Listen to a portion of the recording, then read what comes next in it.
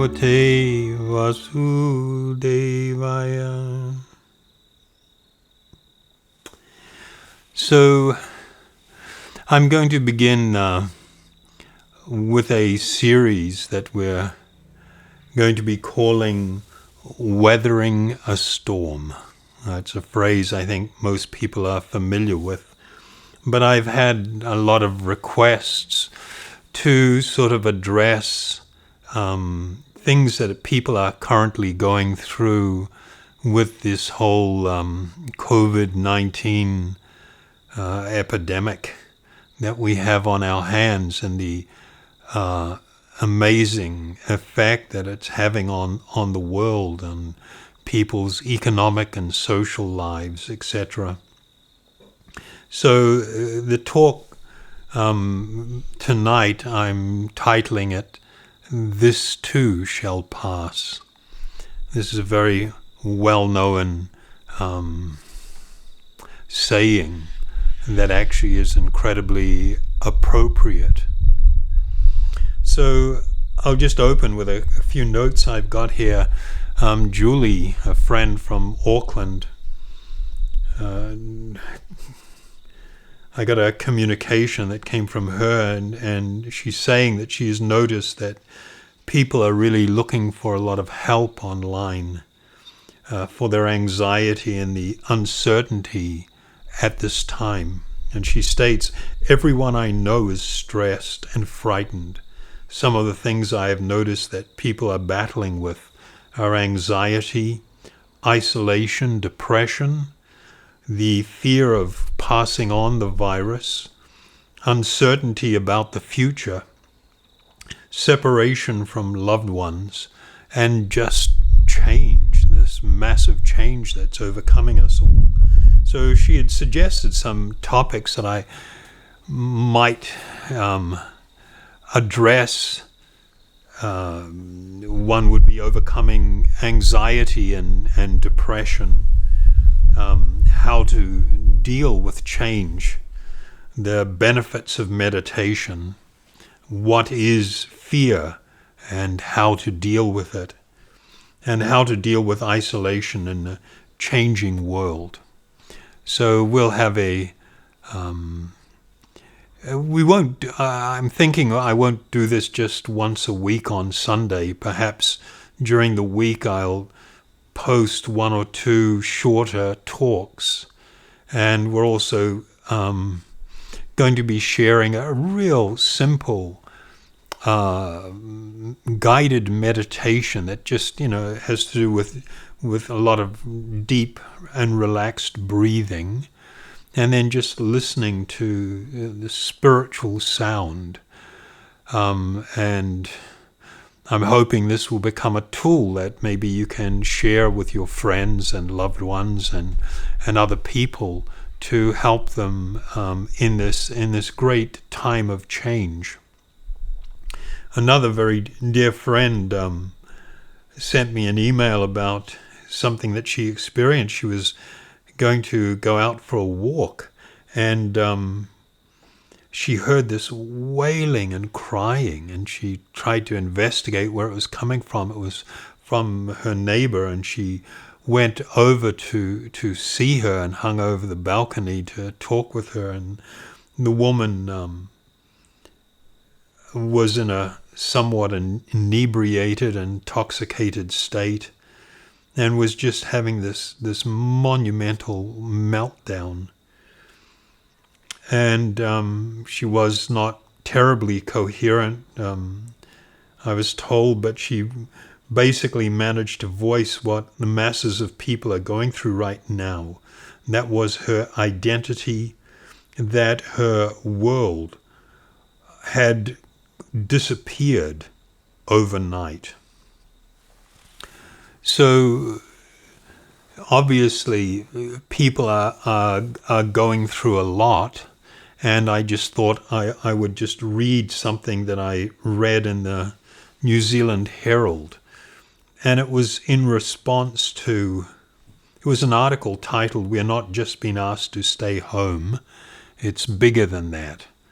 And the person that wrote it was reacting to a meme that was making its rounds on social media. That meme said that your great-great-grandfather fought in a war. You are only been asked to stay at home on the sofa.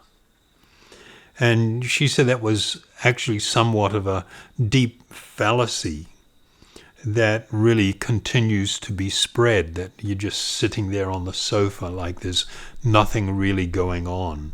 And I completely agree with her that that's a little dismissive of what's actually happening. I think a lot of people, it hasn't sunk into them what's really going to be going on here now.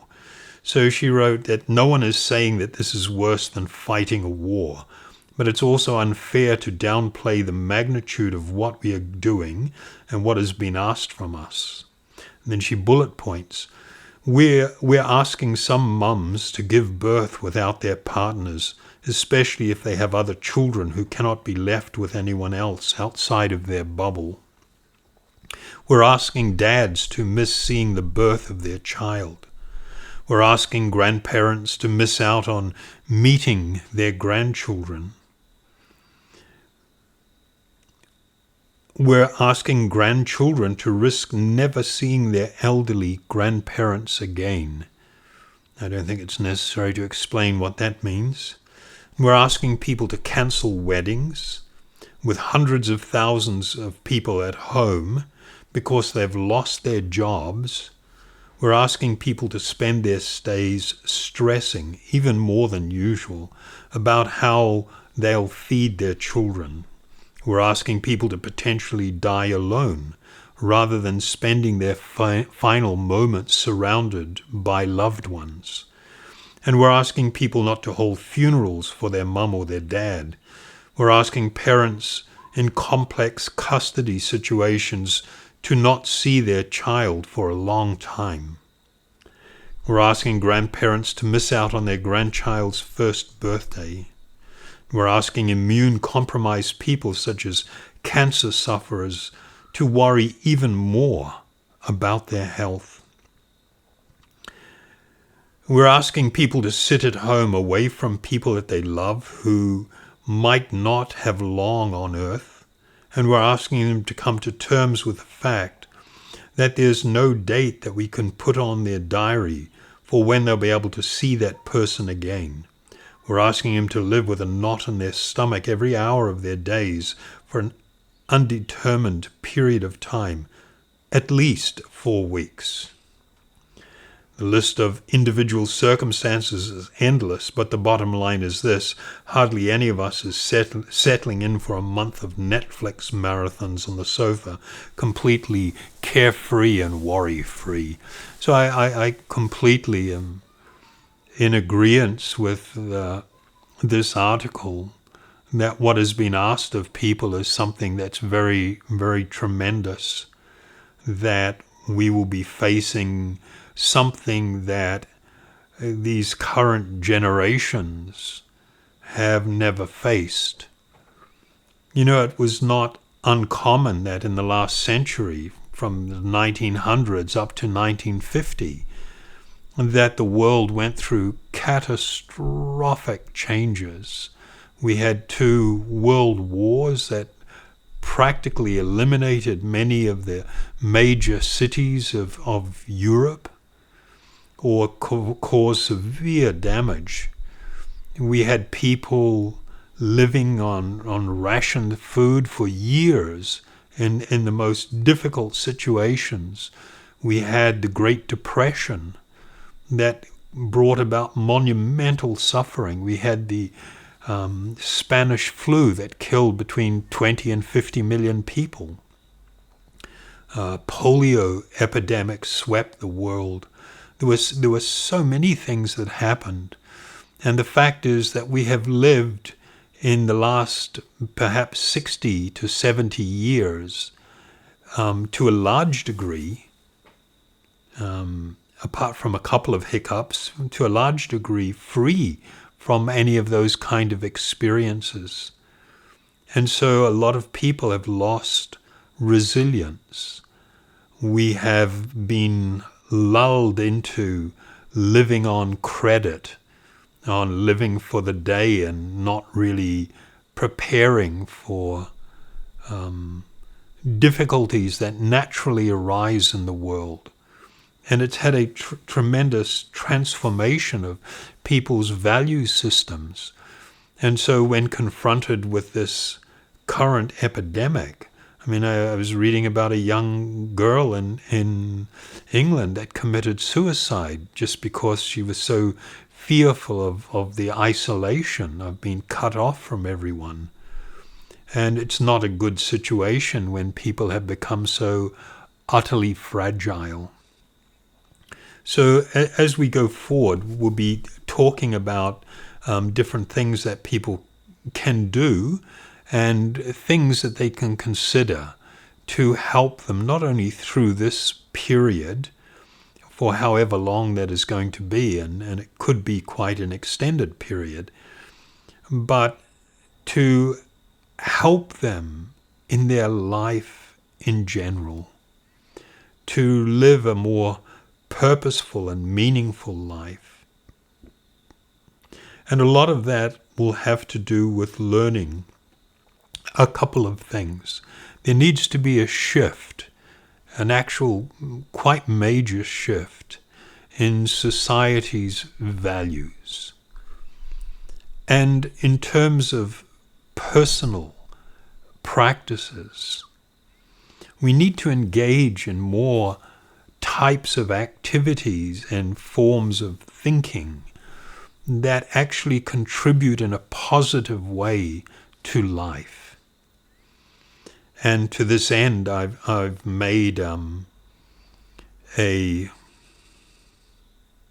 mentioned, a new meditation that you can actually share on social media with your friends. It's nothing very complex. It's just something that's deeply relaxing and de-stressing, and a lot of people will find it very helpful and may actually arouse in them a desire to start looking in this direction a little bit more seriously. It's actually such a wonderful saying that this too shall pass. It has to do with an acceptance of things. One of the things that I will talk about, going forward, is how we actually spend so much time stressing and worrying about that which is beyond our control.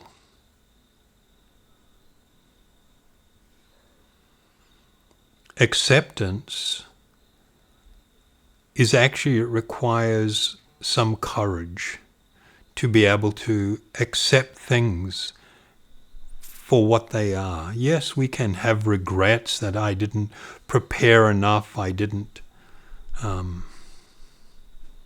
maybe put enough effort into preparing for these things. But there is this reality that the only thing that can be counted upon in life is change. Change is not only inevitable, it's the only thing that you can actually rely on. Learning how to accept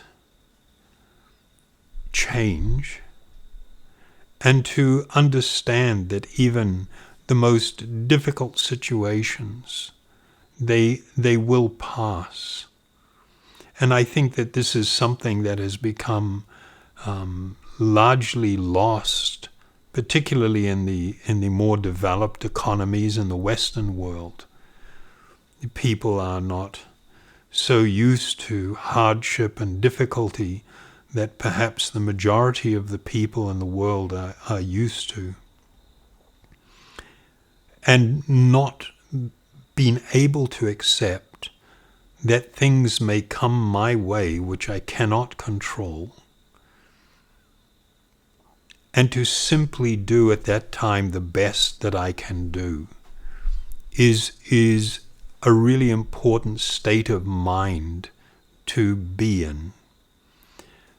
And I say this particularly for parents or for people that have a partner in life, that there is this need for you to be present and to be supportive and to be able to be helpful. And if you are being overwhelmed, worrying about things that you feel that you have lost control, it's really important to understand that there are many things in our life that we don't have a great deal of control over. There are a lot of things that we do. And as I mentioned, I will be talking about this need for us to become more focused upon things that we can control in our life, situations and circumstances, our responses to things, how we deal with things, how we process things. That is in our control. And for those things that are not in our control, even if it is a time of enormous difficulty, we must accept the reality that this too shall pass.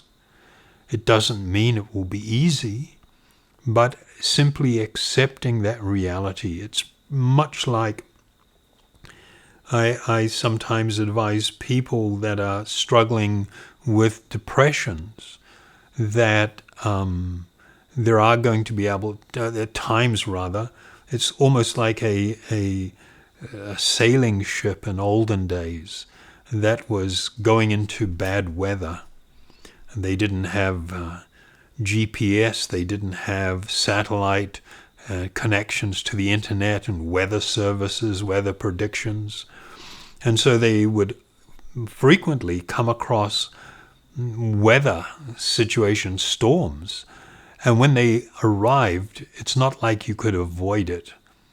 And they would do what was called to batten the hatches.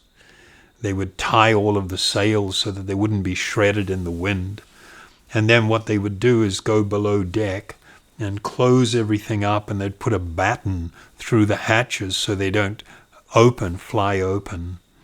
And then they simply need to ride out the storm, accepting that they don't have control of the situation, and knowing that sooner or later, whether it's hours, whether it's a day, whether it's a week, the storm will pass. And when it passes, the sun will come out again.